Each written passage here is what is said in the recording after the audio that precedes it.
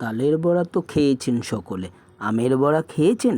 এভাবে আমের বড়া বানিয়ে দেখুন, তালের বড়া খাওয়া ভুলে যাবেন। প্রথমে বাজার থেকে নিয়ে আসা আমগুলোকে খোসাগুলো ছাড়িয়ে হাতের দ্বারা আঁটির থেকে শাঁসগুলোকে ভালো করে বের করে নেবেন। তারপর সেই শাঁসগুলো হাতের দ্বারা চটকে একদম ম্যাশ করে নেবেন, যেন বড় অংশ কিছু না থাকে। তারপর তাতে মেশাবেন 1 বাটি ময়দা, হাফ বাটি সুজি, হাফ চামচ বেকিং পাউডার, একটুখানি বেকিং সোডা, স্বাদ মতো লবণ দিয়ে একটু মৌরি দেবেন আর দেবেন এলাচ গুঁড়ো। ভালো করে মিশিয়ে নেবেন। মিশিয়ে নেওয়ার পর দেবেন স্বাদ মতো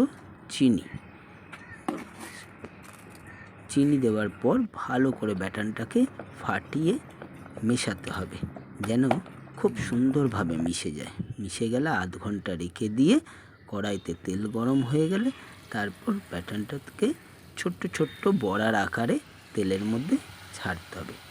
নেড়ে চেড়ে নিতে হবে যেন সব দিকটা ভালোভাবে তাপ যায়। লালচে কালার হয়ে উঠলে তারপরে আস্তে আস্তে বড়াগুলোকে তুলে নিয়ে তেল ঝরিয়ে নিলেই হয়ে গেল আমাদের আমের বড়া। রান্নাটা যদি ভালো লাগে লাইক, কমেন্ট, শেয়ার, সাবস্ক্রাইব করতে ভুলো না যেন।